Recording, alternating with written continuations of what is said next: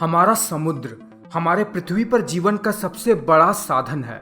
ये पूरे पृथ्वी के 70% से भी ज्यादा वक्रपृष्ठ के हिस्से को घेरे हुए है और लगभग 36.5 करोड़ किलोमीटर स्क्वायर के क्षेत्र में फैला हुआ है। समुद्र पृथ्वी के जिस भाग में सबसे ज्यादा गहरा है वो है प्रशांत महासागर के मारियाना ट्रेंच का चैलेंजर डीप वाला हिस्सा, जो कि 11,034 मीटर तक गहरा है। और ये समुद्र जो है ना, जितना पृथ्वी के सतह पर जीव रहते हैं उससे कहीं गुना ज्यादा जीव समुद्र अपने अंदर लिए हुए है। पर अगर मैं आपको समुद्र की गहराई के बारे में केवल ऐसे ही बताऊंगा ना, तो आप कभी भी समुद्र की असल गहराई को समझ ही नहीं पाओगे। चलिए सबसे पहले चलते हैं समुद्र की सतह से 1 किलोमीटर नीचे और देखते हैं कि इतने गहराई में आखिर समुद्र में क्या क्या है। क्या आपको पता है कि एक मनुष्य अब तक समुद्र की गहराई में ज्यादा से ज्यादा केवल 800 फीट यानी कुल 250 मीटर तक ही डाइव कर पाया है। इसके नीचे प्रेशर इतना ज्यादा हो जाता है कि मनुष्य के फेफड़े पूरी तरीके से फट जाएं।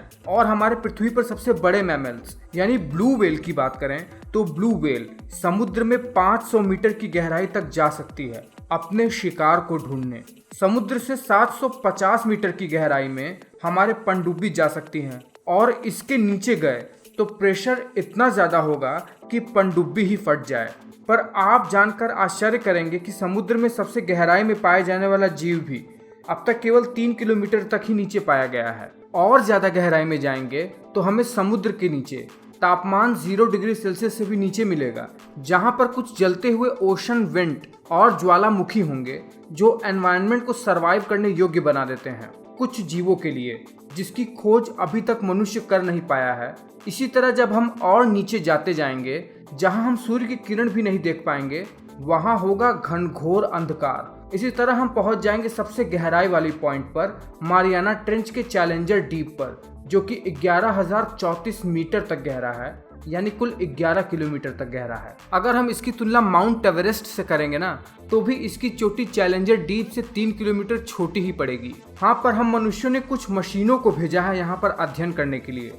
अब जब हम समुद्र के सबसे एक्सट्रीम गहरे पॉइंट पर पहुंच गए हैं और हम ये जानना चाहते हैं कि सबसे गहरे पॉइंट के नीचे क्या है, यानी समुद्र के नीचे भी क्या है, तो हमें क्या मिलेगा, हमें यही जानना है। देखिए, पृथ्वी की सबसे ऊपरी लेयर होती है क्रस्ट की लेयर, जिस पर पूरा जीवन समाया हुआ है। अब देखिए, जिस पर हमारा ये समुद्र बसा हुआ है या कहिए टिका हुआ है, वो क्रस्ट 5 से 10 किलोमीटर तक ही मोटा है। जिसके बाद मेंटल की लेयर शुरू हो जाती है। वहीं जहां पर हम जीवधारी लोग रहते हैं यानी जमीन का एरिया, वो क्रस्ट लगभग 65 से 70 किलोमीटर तक थिक है। उसके बाद मेंटल की लेयर चालू हो जाती है। अब देखिए, जमीन के नीचे यानी क्रस्ट के अंदर लगभग 1 किलोमीटर की गहराई में मनुष्य ड्रिल करके तेल निकालता है, जहां पर तेल पाया जाता है, जो कि आधुनिक समय में यानी 2020 में घटकर 1.8 किलोमीटर से 2 किलोमीटर तक गहराई में पहुंच गया है ऑन एवरेज। लेकिन चूंकि ओशनिक क्रस्ट केवल 5 से 10 किलोमीटर तक ही गहरा हो सकता है,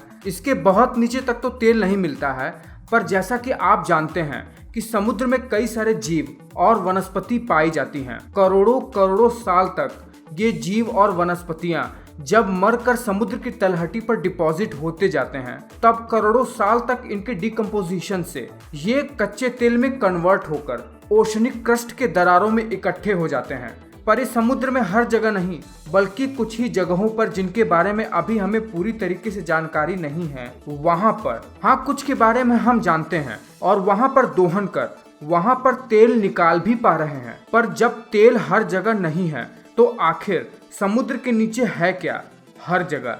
देखिए, जब से पृथ्वी बनी है उसके कुछ समय बाद से ही पृथ्वी पर जल चक्र बना हुआ है और जल चक्र के कारण से ही पृथ्वी के किसी न किसी जगह पर पानी बरसता ही रहता है। और जब पानी बरसता है तो नदियों के सहारे कुछ अमाउंट में पानी तो समुद्र में मिल ही जाता है और कुछ अमाउंट में पानी जमीन द्वारा सोख लिया जाता है पृथ्वी के हर जगह पर। और यही सोखा हुआ पानी आज हम हैंडपंप और बोरवेल जैसे चीजों से निकाल लेते हैं।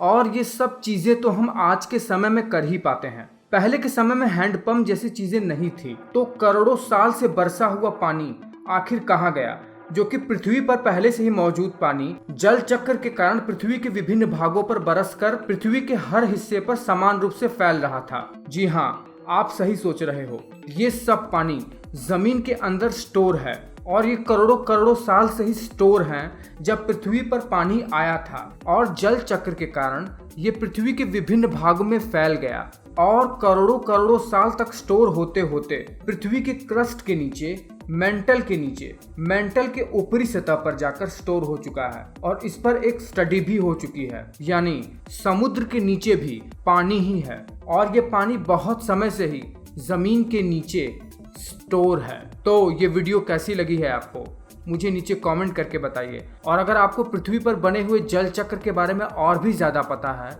या आप इस वीडियो में कुछ त्रुटियों को सही करना चाहते हैं तो वो नीचे कमेंट करके हमें ज़रूर बताइएगा। मैं मिलता हूँ आपसे अगले वीडियो में।